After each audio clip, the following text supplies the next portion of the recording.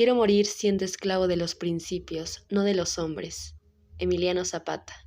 Hola, ¿qué tal? Espero se encuentren bien. Bienvenidos a este podcast. En esta ocasión, hablaremos acerca de la Constitución Política de los Estados Unidos Mexicanos.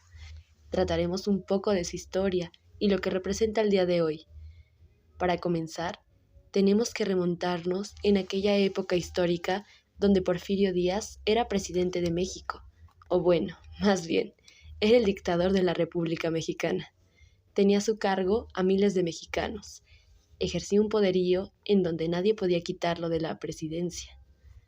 Mientras él tenía ese puesto, el pobre se hacía más pobre y el rico más rico. Veía a México como cuna de una nueva Francia.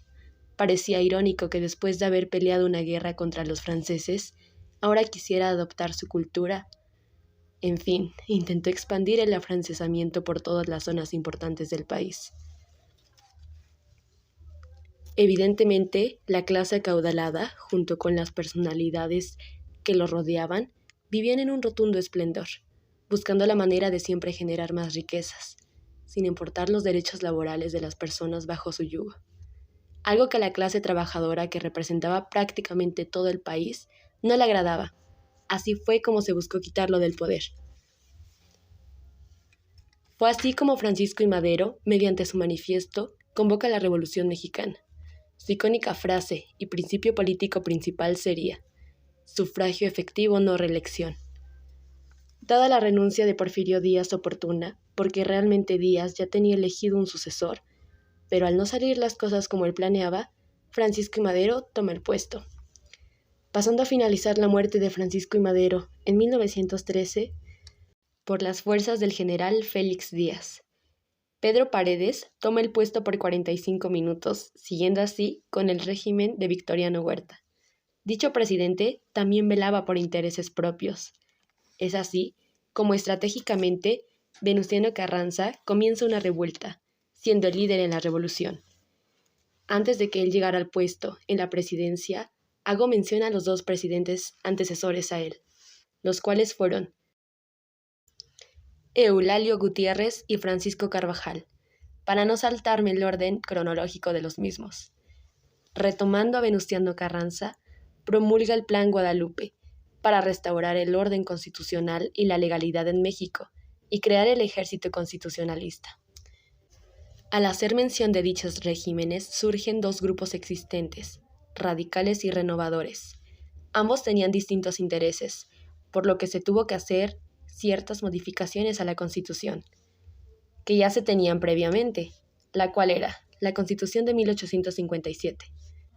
Venustiano Carranza, primer constitucionalista, tenía como interés para México liderar la revolución de una forma astuta, en la cual tomaría una serie de decisiones estratégicas, dando un control al pueblo mexicano, sabiendo mantener una política exterior, finalizando los movimientos sociales, destruyendo convenciones y dando total importancia a la Constitución Federal.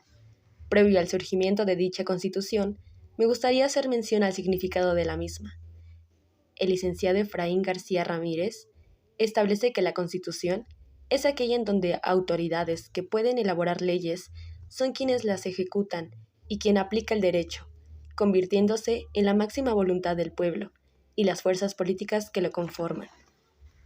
Actualmente, la Constitución Política de los Estados Unidos Mexicanos, teniendo ciertas reformas en donde se hacen modificaciones para las nuevas necesidades e intereses de la sociedad mexicana, las cuales han sido 707 ocasiones a través de 233 decretos aprobados por el Constituyente Permanente.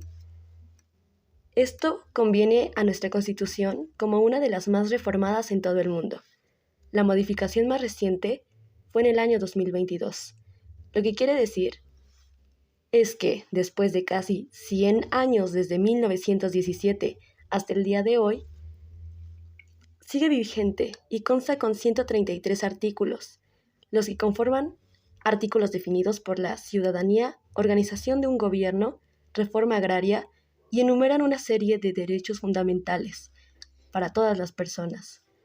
Gracias a los principios plasmados en la Constitución de 1917 por Venustiano Carranza, México dio inicio a su reconstrucción nacional, con nuevos cimientos de régimen social, económico y político.